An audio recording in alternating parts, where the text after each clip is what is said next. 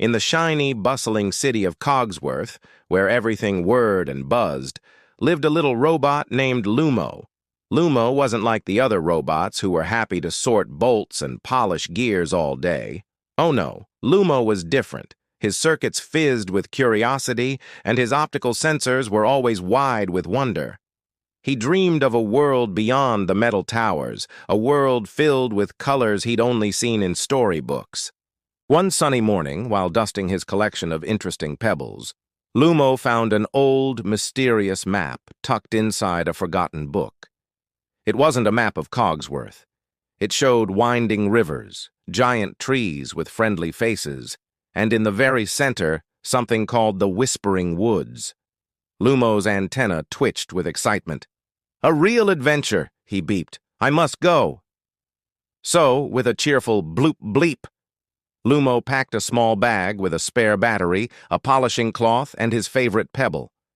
He quietly rolled out of the city, his little wheels humming a tune of adventure.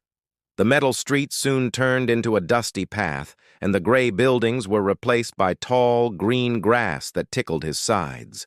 The air smelled fresh and sweet, not like oil and steam. After a long journey, Lumo stood at the edge of a magnificent forest. The trees were enormous, their leaves dappled with sunlight, and the air buzzed with the gentle hum of nature. This had to be the Whispering Woods. As he rolled inside, a soft voice hooted from above. "Hoo-hoo! Well, what have we here? A visitor made of metal and light?"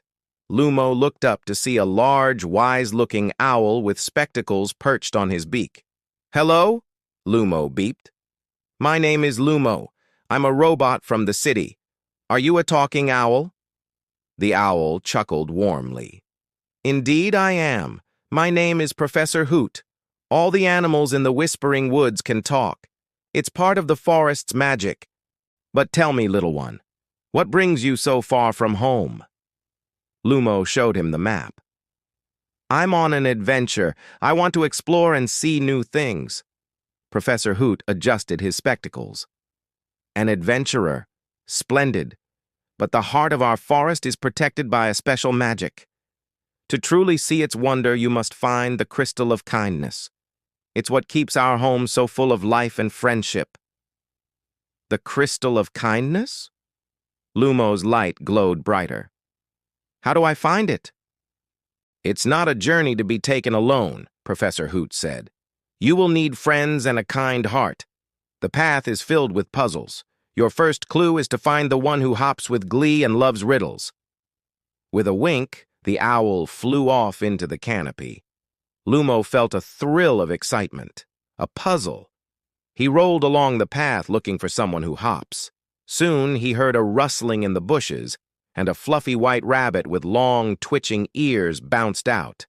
"Hoppity-hop, a shiny new friend," the rabbit exclaimed, doing a little dance. "I'm Pip. Are you here to play?" "Hello, Pip. I'm Lumo," he chirped. "Professor Hoot said you could help me. Do you like riddles?" Pip's ears perked up. "Do I? I love them. If you can solve my riddle, I'll help you on your quest. Here it is. I have a single eye but cannot see. What am I?" Lumo's processors whirred. An eye but can't see? He thought about all the things in his city. Then he thought about the things in the forest. "A sewing needle!" he beeped triumphantly. Pip gasped and clapped his paws together. "You got it! You're so smart!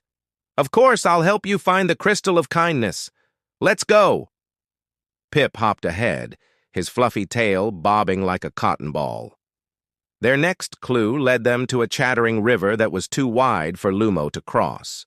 On the other side, a tall oak tree held the next piece of their puzzle. As they wondered what to do, a blur of reddish-brown fur scurried down a nearby trunk.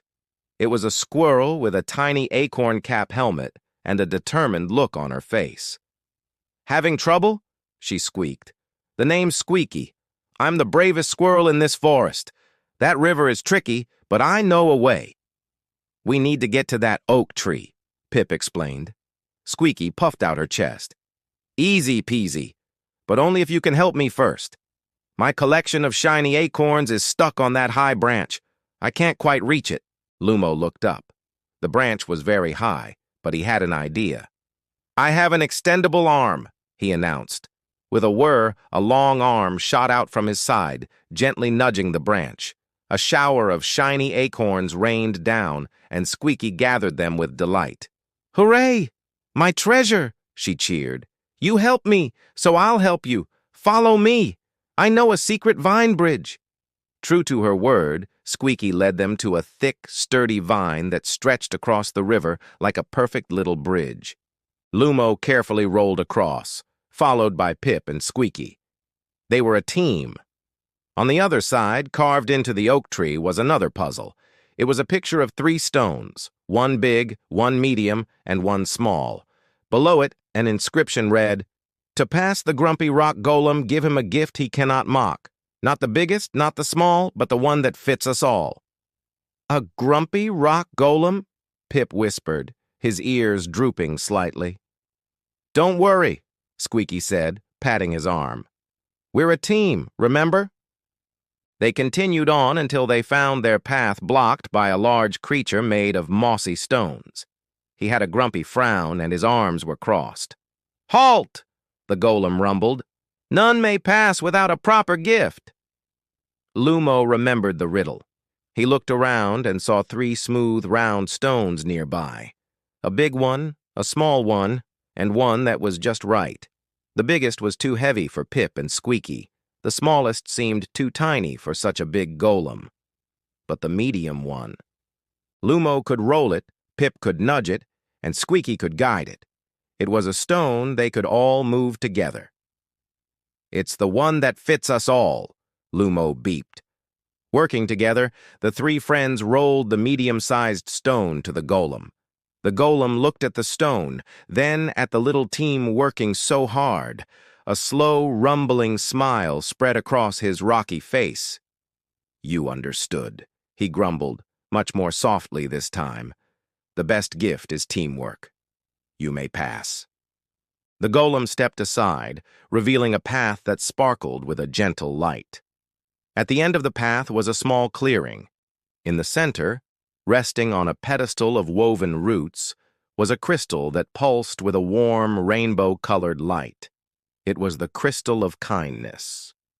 As they approached, the light grew brighter, bathing them all in its beautiful glow.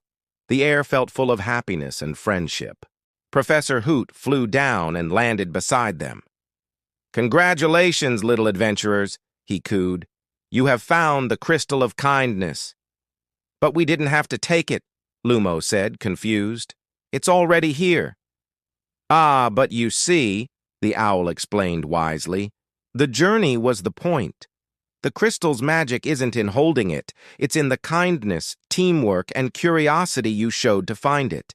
You solved riddles together, you helped each other, and you were kind even to a grumpy golem. You brought the magic with you." Lumo looked at his new friends. Pip, the playful rabbit, Squeaky, the brave squirrel, and Professor Hoot, the wise owl. His circuits didn't just fizz with curiosity anymore. They warmed with a feeling of happiness he'd never felt in Cogsworth. He had gone looking for adventure, but he had found something even better. Friendship. Lumo stayed in the Whispering Woods for a long, long time, having new adventures every day with his friends. And sometimes he'd roll to the edge of the forest, look back towards the gray city, and send a little bleep of thanks into the wind. He was grateful for his curiosity because it had led him to the most magical place of all, a place where kindness was the greatest treasure. Thank you so much for watching our story today. If you had fun on this adventure with Lumo and his friends, don't forget to hit the like button and subscribe for more wonderful stories. See you next time.